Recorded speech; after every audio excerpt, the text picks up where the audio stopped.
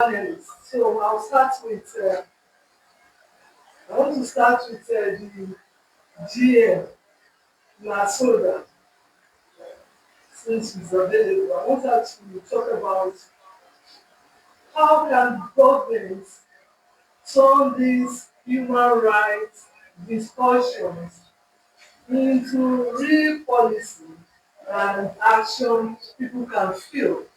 So I want her to tell us something about that as she represents the government agency. You have the floor. Good, good morning. Thank you so much for asking me first because I have to run off. Yeah.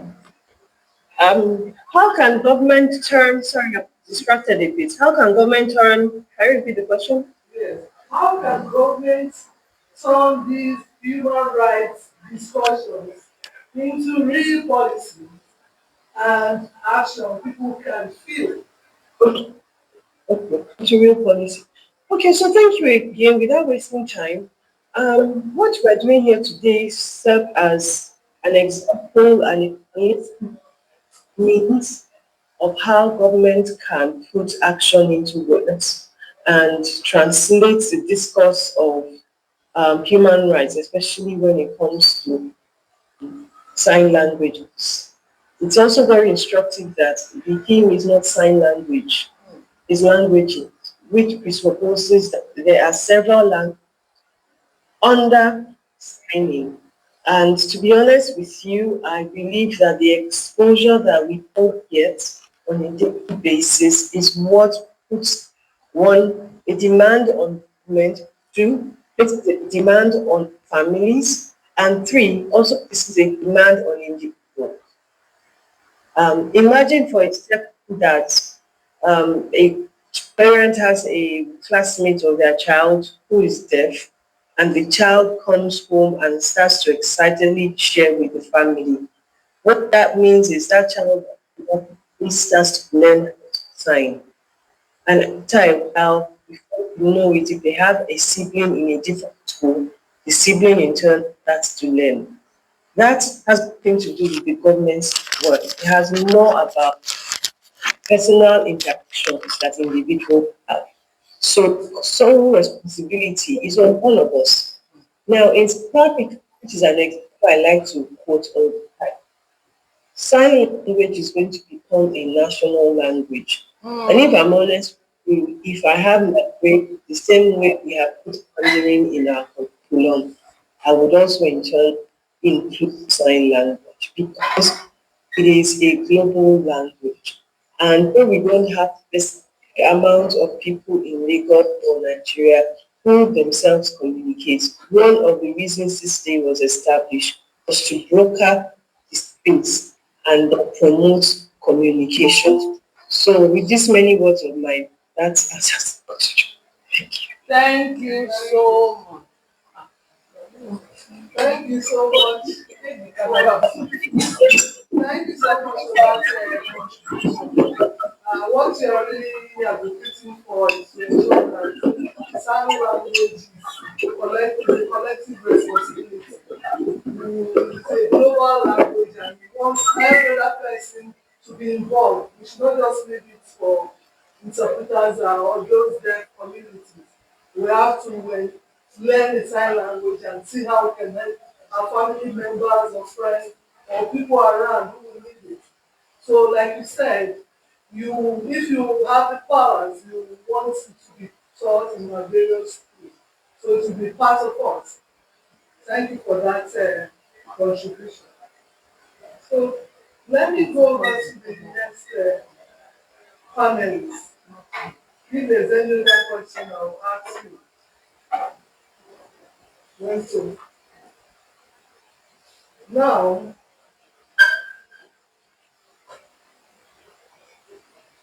so the next question goes this way. I will want to ask Mr. Yinka. Okay. Um, I'm looking at the legal parts and the human rights part.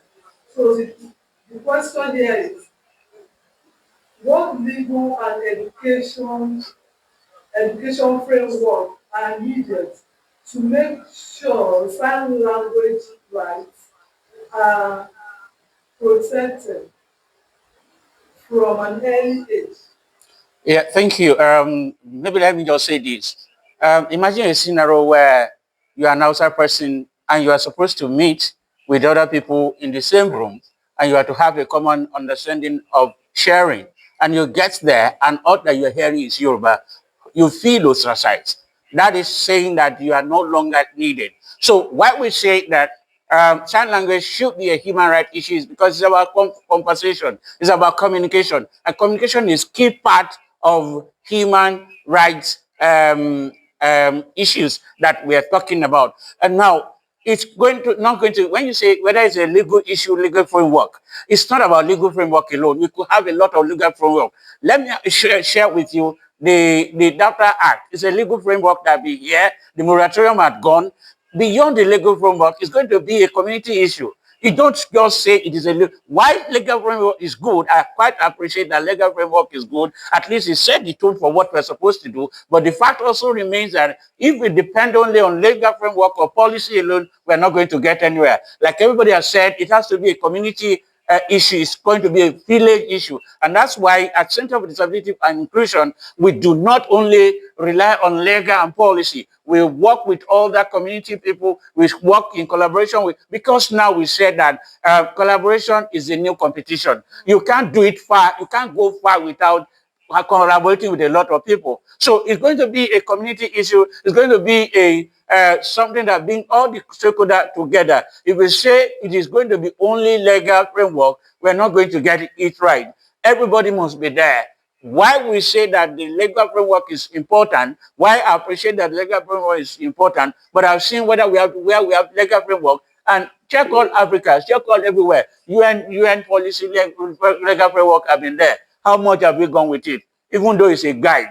So we can have a guide, but you can't have a guide if you are not ready to go with it. Since we have always 1 minute, let me stop here. Thank you so much. Thank you so much for giving us a very powerful insight to that question. Like you rightly said, to train the sign language is very important. It has to be a collective effort. We should not just rely on the legal framework and policy alone. We should try and see how we can work as partnership. Just as you said, that partnership is the new thing.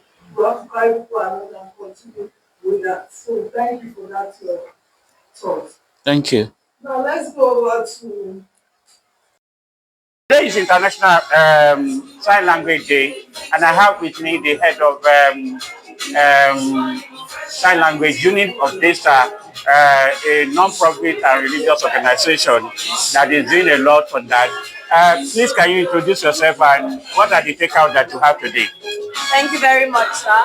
I am Adesuwa Oyerinde, like you rightly said, the head of the Sign Language Unit at the Christian Center. So today we're here celebrating the International Day of Sign Language. My takeout from this program basically is inclusivity cuts across at all levels. So it's not work that we leave alone for the government to handle. So it starts first from the family, moves into the nation, the organization, and just like we heard, even the faith-based organizations to create platforms for learning sign language and promoting. So why should a faith-based organization be concerned about inclusion? Because first and foremost, like we said, the principle of faith talks about love. And if we're talking about love, we cannot have love when we have a community that segregates or separates people. So if we're going to have to push the gospel of love across the nation and meet people even at their lowliest level, the faith-based organization must mostly be involved in discussions that involve people living with disabilities.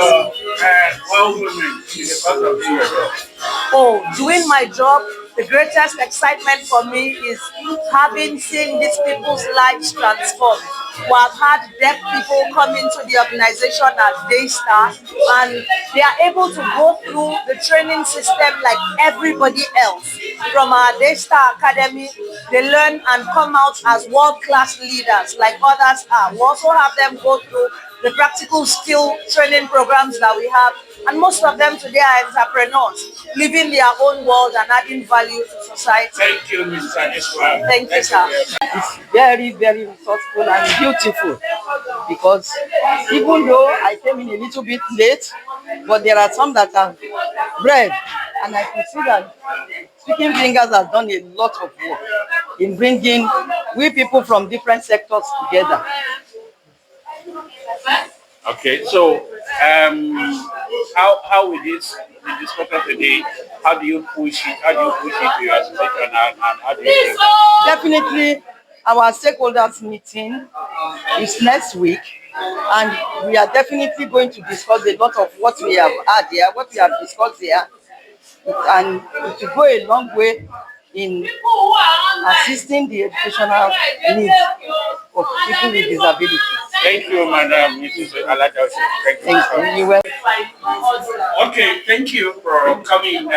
Today is International Sign Language Day, and we're happy to have you. What are the major takeouts for you today?